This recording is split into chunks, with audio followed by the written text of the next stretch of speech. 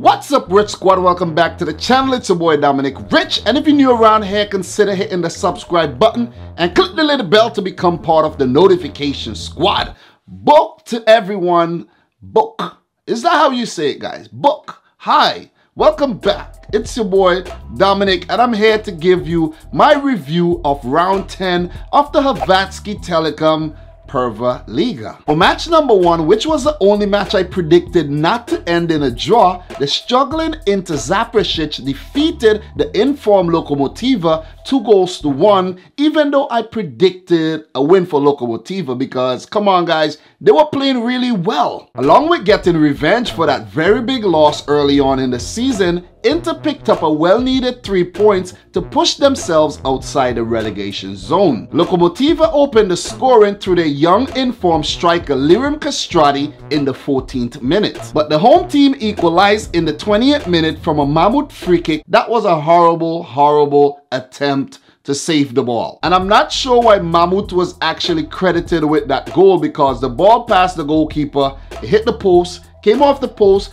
hit him in the behind and went in the back of the net, and Mahmut was credited the goal. But anyways, a goal is a goal. It still was the impotent equalizer. But anyways, the game was locked 1-1 at halftime. Inter took the lead in the 64th minute when Ivan Mahmut scored a tap-in from another goalkeeping blunder. A shot came in, he attempted to punch the ball but put it right in the path of Mahmut, who just put it in the back of the net for the win. With this win, Inter Zaprešić moves up to 8th on 10 points and will host Rijeka in their next match. Lokomotiva drops 1 place to 3rd on 19 points and they will host Hajduk Split in their next fixture. For match number 2 between Gorica and Rekha, I predicted a 0-0 draw. I don't know what I was thinking, but I predicted a draw anyways. But the newly promoted 5th place Gorica defeated 4th place Rijeka 2-1. This loss extends Rijeka's drought to 6 consecutive winless games in the league. Should Matjaz Kek be a worried man?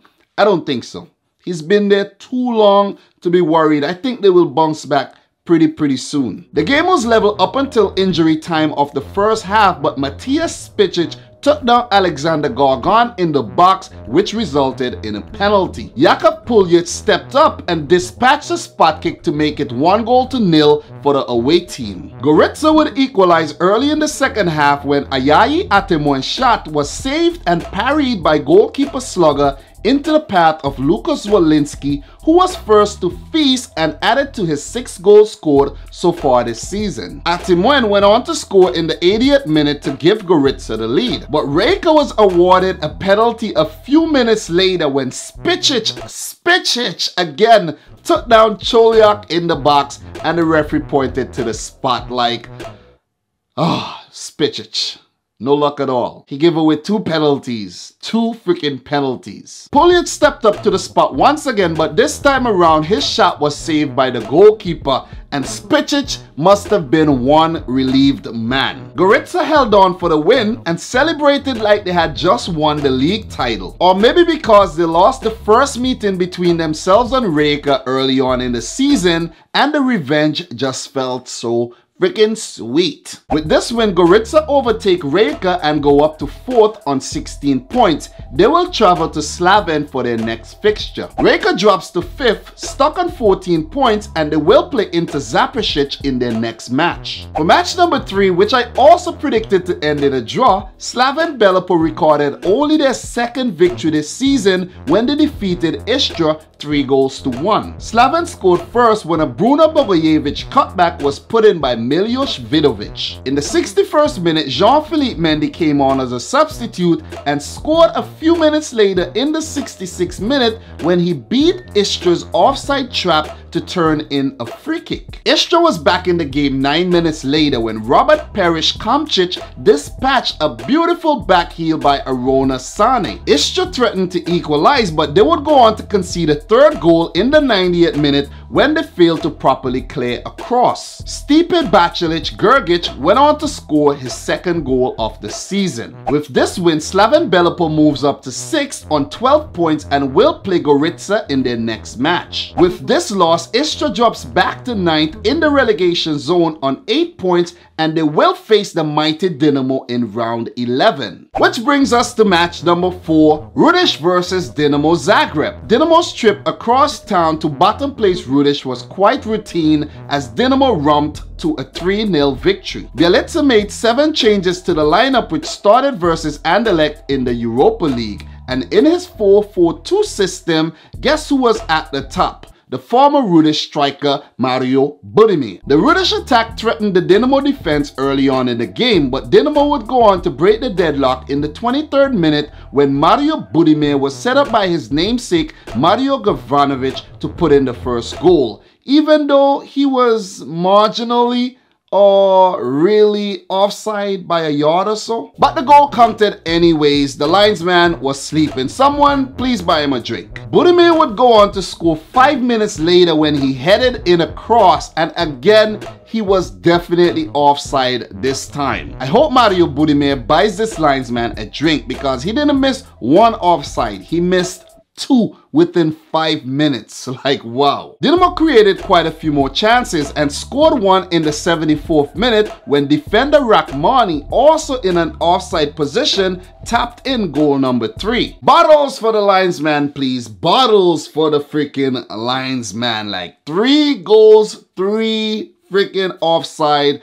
I'm back in Dinamo this season, but come on, we want to score real goals, not offside goals. Like, they were really terrible on the day. Dinamo could have scored a few more goals but had to settle for the 3-0 win. Rudeš are still winless, still bottom of the table on 2 points, and will host the high-flying Osijek in their next match. Dinamo are still on top of the table, still unbeaten in the league with 24 points, and they will play Istra in their next game. For match number 5, Osijek defeated Hajduk split 2-0 to give the home team their first loss under Zoran Vulic in his current stint. Gabriel Boban scored first in the 36th minute when a ball over the top caught out the Hajduk defense, and the keeper coming off his line was left stranded. And from a very tight angle, Boban put it in the back of the net. The second goal for Osijek came in the 60th minute when the Hajduk defense was caught napping on the counter, and Boban played provider to Mirko Maric, who scored a tap-in. With this win, Osijek moves up to 2nd on 20 points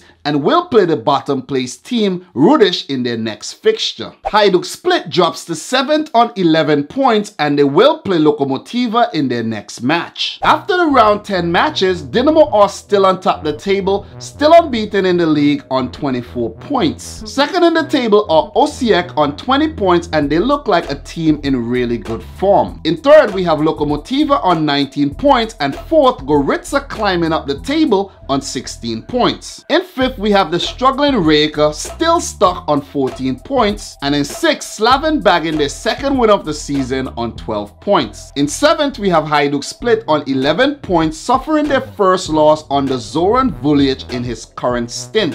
I said that already, right? In 8th, we have Zaprešić on 10 points, climbing out the relegation zone. And dropping back into the relegation zone, we have Istra 1961, currently on 8 points. And at the bottom of the table, we all know, of course, it's Rudeš glued down there on 2 points, still winless so far this season. So guys, there you have it, my round 10 Kolo 10 review of the Hrvatski Telekom Prva Liga. And if you're new around here, consider hitting the subscribe button. If you're not new and you watch every single episode, I really appreciate the support. It means a lot. Guys, don't forget to smash the thumbs up button, share the video with a friend. Let me know your thoughts in the comment section down below. Any ideas on how I could improve, you know, the whole series. And until next time, peace out. Rich Squad Hrvatska. Guys, I had to put on the Croatia shirt today, you know, give the Dinamo Zagreb jersey a little break. You know what I'm saying? Peace out.